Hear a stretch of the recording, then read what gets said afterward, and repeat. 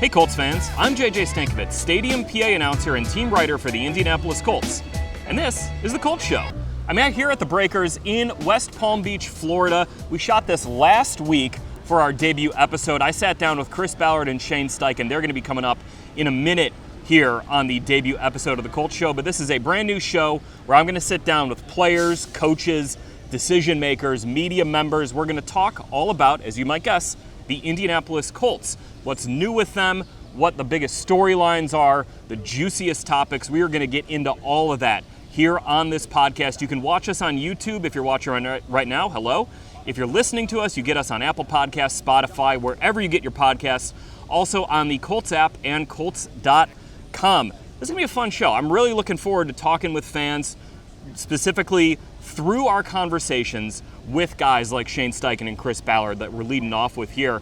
And before we get into that interview, just a couple observations I had down here in Florida from the owners' meetings. You know, Shane Steichen said they're going to split reps 50-50 between Daniel Jones and Anthony Richardson in the Colts quarterback competition. Not really a surprise in how it's going to be structured. It's sort of similar, I guess, to how the Colts did it with Gardner Minshew and Anthony Richardson a couple years ago.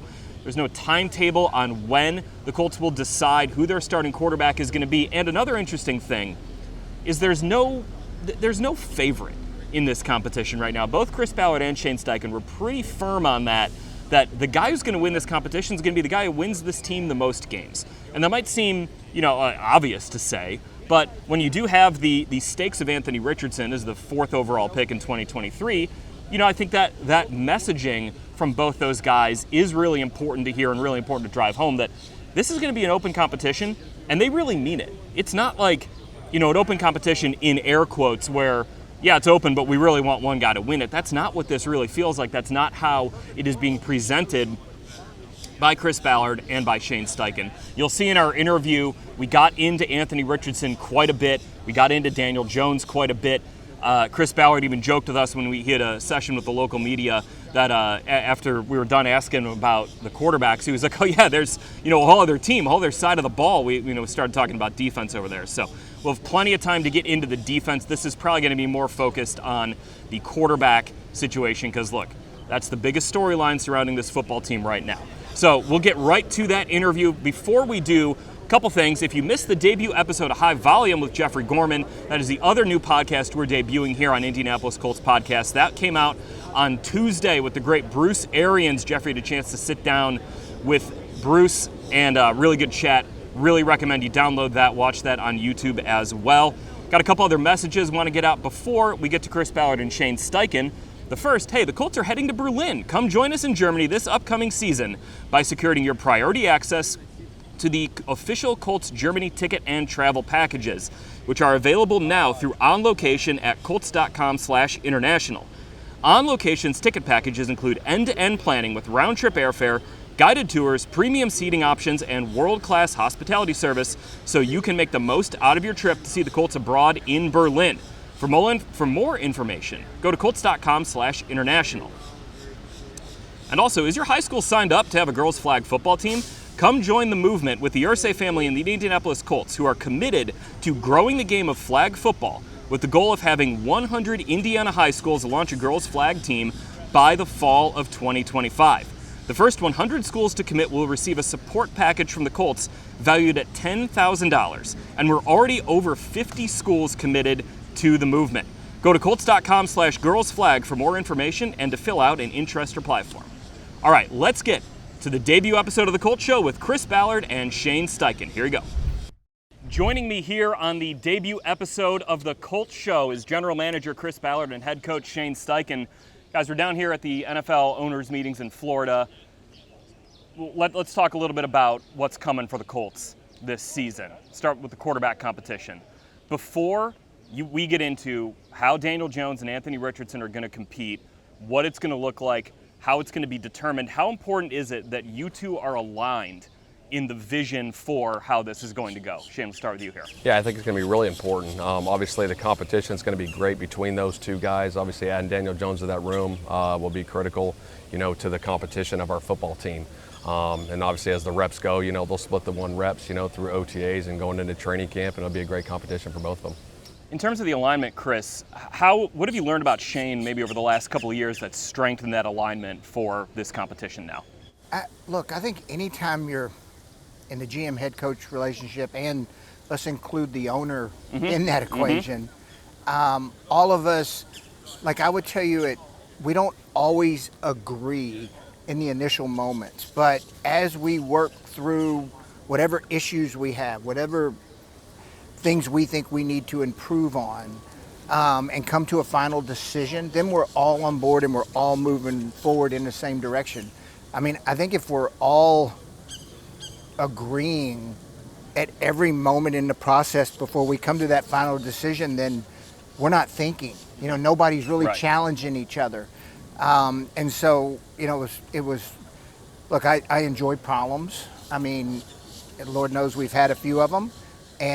But solving the problem is what is the fun part of what we get to do. And so working through the quarterback situation with a young player that has real talent in Anthony that, we still like, and then being able to acquire Daniel Jones, who the coaching staff identified pretty early as a good fit for what we want to do offensively.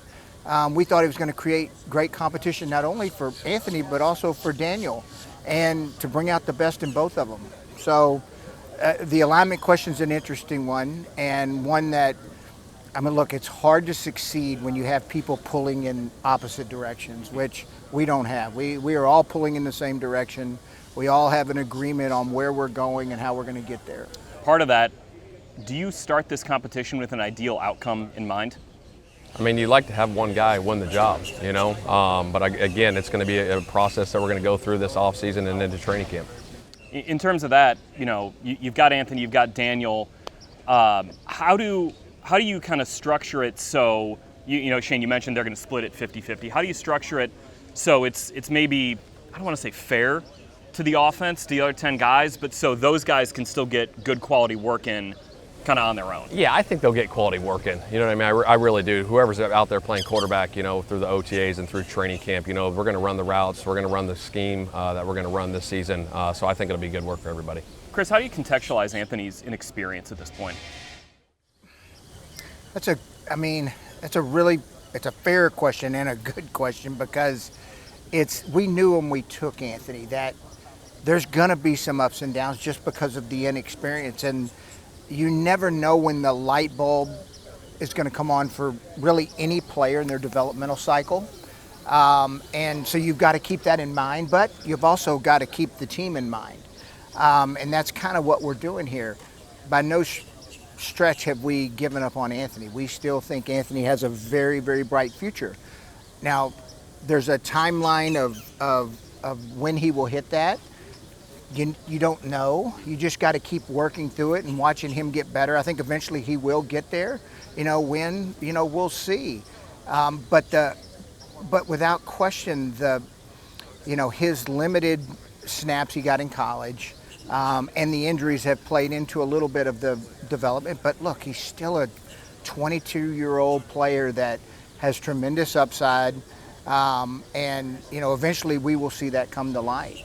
Shane, you kind of talked a little bit about taking the profit earlier today when we had the coaches breakfast. Yeah. What do you mean by that, maybe in relation to Anthony? Yeah, I just think getting completions, don't go broke. You can't go broke taking a profit, you know what I mean? Just getting those easy completions, getting the completion percentage up, because I think, when you're going through it, if you can check down and get yourself 8 yards and make it 2nd and 2 instead of 2nd and 10, I think getting those completions are huge for our football team.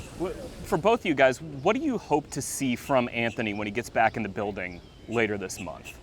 Just consistency, which I think we will get. He's been good this offseason. We've kept in touch with, his trainer and what he's been doing, and, just consistency and growth, as a player. And I think we will see that. I think you see that with a lot of young players. And, the quarterback is, that position is scrutinized to the 100th degree because of its importance. But I think with any player, you see growth from year to year in terms of, how they prepare, their everyday demeanor of what they're doing, their confidence in their preparation.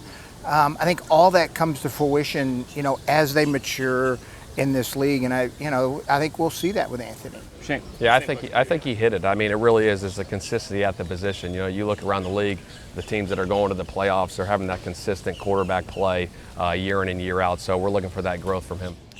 Within that consistency, you do see the flashes. Like, I'm sure, everyone can think about the touchdown to Alec Pierce or the comeback against New England, the 18-play drive. When you think about that consistency, if he's able to hit that with the high highs, is that why, Chris, you mentioned we haven't given up on him? We still see a lot of potential there. Look, I think it is. We have zero patience in this league, and understood why. I mean, we're under a lot of pressure to win, but the quarterback carousel going on right now that you see the examples of players hitting their 4th, 5th, 6th seasons and becoming good players, not for their original club, but for sometimes their 2nd, 3rd, and even 4th club. The light bulb comes on, and there's a very fine line of being able to, stick with a guy and work through that process, and also doing the right thing for the team. Along those lines, Shane, with Daniel Jones, where he's now on his 2nd team, guy who's a 6th overall pick, had some success in New York, then it maybe didn't end the way he wanted to there. What about Daniel Jones do you like coming into this competition, and what do you like about him just as a player in general? High football IQ, obviously had some production, high completion percentage, won a playoff game. So I think the competition that he's going to bring to that room is going to be great, not only for him and Anthony, but the whole football team. On Daniel Jones, what do you think there, Chris? Yeah, I mean, look, we liked him coming out of Duke, and we had a lot of information on him from Coach Cutcliffe and what our scouts had done. So we thought he did, and there were some not similarities in terms of youth, but he had played on a team at Duke that didn't always have the best talent around him, but they found ways to be successful. But then his pro career, there's a couple things that have stood out for me. I mean, one, what he did in 22. We played against him that year, and he played really well in the game we played against him. And then number 2, his ability to stay confident, even though things have not always gone his way. I think he's been hardened in some ways that I think are good, and that will benefit him going forward. Those are all. And then physically, I mean, Daniel's got a lot of physical traits that Anthony does. He's very talented. This is a bit of a tangent, but you mentioned you did your homework on him in 2019. When it gets reported out there that, this team's meeting with this quarterback or this team's at this quarterback's pro day, and it's like, well, why are they there? You're doing it so maybe down the road, even if you don't need a quarterback now, down the road, hey, you got all this information that helps you get a guy 5-6 years later. I think that's one of the things that it's almost a little comical, and especially what I just talked about, the quarterback carousel. You never know when this information is going to come back around to be beneficial. And that's why we scout with every player. You've got, guys that get cut, guys that enter free agency, guys you have a chance to trade for. Like, you've got to have the background information so you can help you make a good decision when that time comes. I mean, there's times that players have failed. Like, I was talking to somebody the other day about Mark Glowinski, when Glowinski got cut in Seattle. Now, we had Ed Dodds who had him in Seattle, but we had some background information and scouting that I'd done in Kansas City, and Ed was with him, and Mark ended up being, Glow ended up being a really, really good player for us. So those instances they're applicable at every position. For the two other guys in free agency, Charvarius and Cam Bynum, who got brought in, I think you had mentioned, Chris, on Behind the Colts, that you'd done some research on Cam. You liked him coming out in 2021. What about his game did you like? And, how do you see him kind of fitting in this defense? Yeah, he was a corner at Cal. We really liked him. I talked a long time to their head coach, Justin, who I've got a really good relationship with. And it just didn't work out in that draft. Minnesota was smart enough to take him. And so we had background in terms of the work we had done on him. And then, just watching him play and his consistency and getting better each and every season. We do every pro player every year and track their development. And to watch him get better each and every year has is exactly what you want to see. Plus his age in free agency, which It's is 26, unique. yeah. You know, you're still getting a player that we still think is going to continue to ascend. And so all that was attractive to us when we scouted Cam and kind of targeted him in free agency. Shane, adding Cam and Charvarius to that locker room, not necessarily on the field, but just the dynamic in there, what do you think they bring to that room? I think they bring, leadership, great leadership, and they're both winners. Obviously Cam's had a lot of success in Minnesota, and then Ward obviously in San Francisco has been to a Super Bowl, played at a high level, a lockdown corner, who I think is going to bring a great deal to the back end, with loose defense. Chris, there's this perception out there that you kind of changed your philosophy this year in adding,